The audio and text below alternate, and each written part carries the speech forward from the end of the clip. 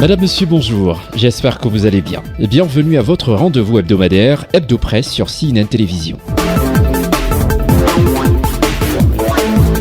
Démarrons ce tout premier numéro de la revue de la presse du mois de février au Cameroun avec le tri-hebdomadaire La Voix des Jeunes qui titre en grande une « Hausse du prix des carburants ». Le SMIC passe à 41 875 francs. La revalorisation du salaire minimum interpersonnel garantie à 41 875 francs et la revue à la hausse de la rémunération des agents publics à un taux moyen de 5,2%. Sont entre autres les mesures sociales d'accompagnement prises par le gouvernement afin de garantir le pouvoir d'achat des consommateurs suite au réajustement des prix du carburant. Le quotidien Mutation s'intéresse également à l'augmentation des prix du carburant et titre à sa une « Carburant salaire ». Ajustement structuré. Le gouvernement augmente les prix du gasoil et du super. Dans le même temps, la rémunération des agents publics est revue à la hausse. Décryptage à lire en pages 4 et 5. En fenêtre du même journal, affaire Martinez-Zogo et Glencore. Maître Akeremuna se déchaîne. Cameroun Tribune parle également du carburant à la pompe et titre « Les prix ajustés ». Le super à 730 francs dès ce 1er février, 720 francs pour le gasoil.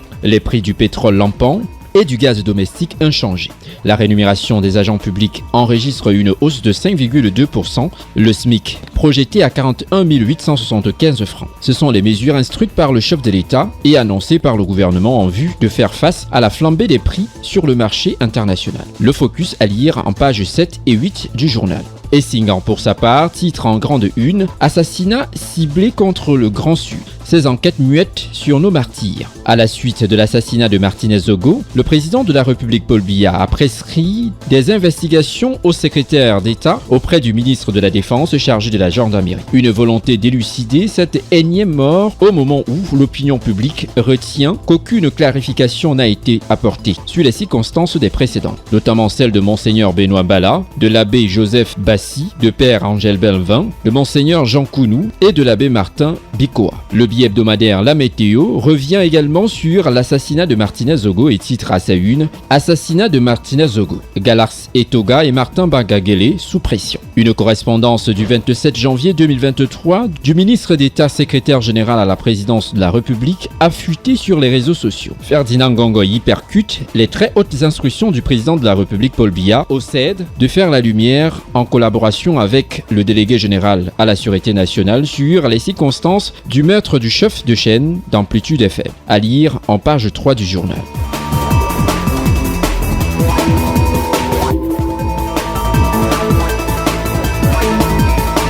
À présent, fidèles téléspectateurs de la télévision CNN, faisons un tour dans les kiosques à journaux en Côte d'Ivoire pour retrouver Fraternité maintenant qui titre à sa une. Visite du travail du vice-président. Le handball renouvelle sa fidélité au président Ouattara. Pour Thiemoko Méliette Koné, le chef de l'État est une véritable chance pour la Côte d'Ivoire. Article à lire en pages 2 et 4 du journal. Le nouveau réveil, quant à lui, s'intéresse aux élections et titre à sa une « Choix des candidats, défection des cadres, alliance électorale, congrès, Bédier tire tout au clair ».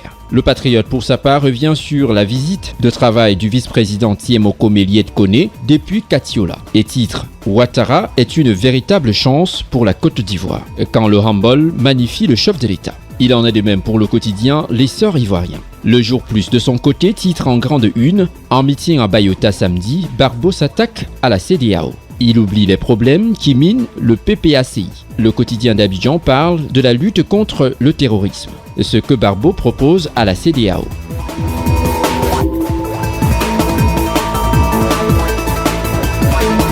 Madame, Messieurs, terminons cette revue de la presse avec les journaux parus dans les kiosques en France. Le Figaro titre à sa une « Retraite ». Les syndicats tentés par la radicalisation. À la veille d'une deuxième journée de mobilisation, les organisations syndicales unies contre le projet de réforme veulent accentuer la pression sur l'exécutif. L'Humanité s'intéresse également à la réforme des retraites et titre en grande une « Le Parlement face au coup de force ». Le gouvernement veut prendre de vitesse les députés en imposant un débat éclair à l'Assemblée. Article à lire en page 2 du journal. Le Parisien parle également de la réforme des retraites et titre « Ce qui est encore négociable ». Elisabeth Borne a réaffirmé qu'elle ne bougerait pas l'âge de départ à la retraite, fixé à 64 ans dans le texte débattu à l'Assemblée. D'autres aspects de la réforme peuvent encore être évalués. Le journal sportif L'Équipe parle de la rencontre PSG-Reims. et titre Paris Saint-Germain, du champagne au mousseux. Alors qu'ils avaient l'occasion de reprendre leur distance au classement, les champions de France ont concédé le nul à la dernière minute